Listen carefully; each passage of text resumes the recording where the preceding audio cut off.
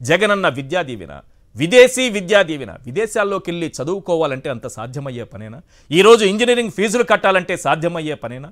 Fee reimbursement చేస్తున్నారు sir. విదేశాలలో చదువుకునే వాళ్ళకి ₹1,00,00,000 కూడా ఇచ్చేటటువంటి కార్యక్రమాన్ని ప్రారంభించారు సార్. వారు చదివేటటువంటి యూనివర్సిటీ ర్యాంకింగ్ను బట్టి, గొప్ప యూనివర్సిటీల్లో, టాప్ యూనివర్సిటీల్లో ఆ ర్యాంకింగ్ను బట్టి, వారు చదివేటటువంటి విద్యను బట్టి ₹1,00,00,000 ఉచితంగా అందిస్తున్నారు సార్. విద్యకు ఆయన ఇస్తున్నటువంటి ప్రాధాన్యత. విద్య అన్నదే ఈ దేశాన్ని నడిపిస్తుంది.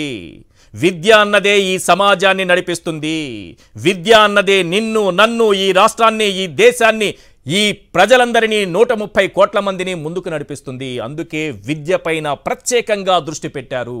ఎడ్యుకేషన్ అనేది ఉండాల్సిందే. విద్య వైద్యం సార్. ఏ రాష్ట్ర ప్రభుత్వమైనా దృష్టి పెట్టాల్సిన అంశాలు, ఏ కేంద్ర ప్రభుత్వమైనా దృష్టి పెట్టాల్సిన అంశాలు, ఏ నాయకుడైనా దృష్టి పెట్టాల్సిన అంశాలు, ఏ ముఖ్యమంత్రి అయినా దృష్టి పెట్టాల్సిన అంశాలు. విద్య వైద్యం రాసి పెట్టుకోండి సార్. ఈ దేశానికి ఆదర్శంగా నిలుస్తోంది ఆంధ్రప్రదేశ్. ఈరోజు 14 ఏళ్లు ముఖ్యమంత్రిగా చేసుకున్నానని చెప్పుకుంటే సరిపోతుందా? ఏం చేశారు విద్య కోసం? ఏం చేశారు వైద్యం కోసం? ఆరోగ్యశ్రీ తీసుకొచ్చింది శ్రీ రాజశేఖర రెడ్డి గారు.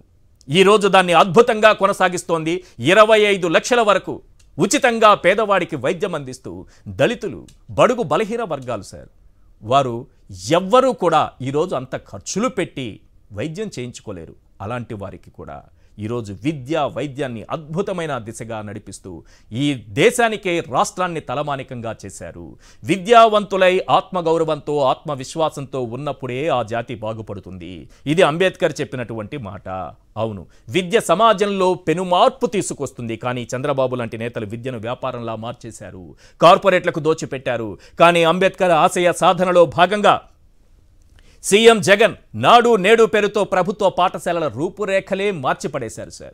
పేదవారికి కూడా కార్పొరేట్ను తలదన్నే స్థాయిలో ఉచితంగా విద్యను అందిస్తున్నారు సార్. విద్యావంతులై ఆత్మగౌరవంతో, ఆత్మవిశ్వాసంతో తలెత్తుకుని బతికేలా, దళిత, బడుగు బలహీన వర్గాలు కాలర్ ఎగరేసుకుని తిరిగేలా, విద్యావంతులై దేశానికి, ప్రపంచానికే తానేంటో చాటి చెప్పుకునే దిశగా వారికి అవకాశాలు కల్పిస్తున్నారు సార్. అంబేద్కర్ చూపినటువంటి బాటలో నడవడం అంటే ఇదే. Very simple. ఎస్, ఈరోజు సీఎం వైఎస్ జగన్ అంబేద్కర్ ఆశయ సాధన దిశగా వేస్తున్నటువంటి అడుగులేంటి, అలాగే బడుగు బలహీన వర్గాల కోసం తీసుకొచ్చినటువంటి కార్యక్రమాలేంటి, ముఖ్యంగా దళితుల పట్ల ఆయన చూపిస్తున్నటువంటి ప్రేమ, ప్రవేశపెట్టినటువంటి పథకాలు, వారి కోసం పెడుతున్నటువంటి ఖర్చు, వారి బాగోగుల కోసం, వారి జీవితంలో వెలుగులు నింపడం కోసం ఆయన తీసుకున్నటువంటి, ఎంచుకున్నటువంటి మార్గం ఏంటి, ఈ అంశాలన్నిటిపైన చర్చించుకుంటాం.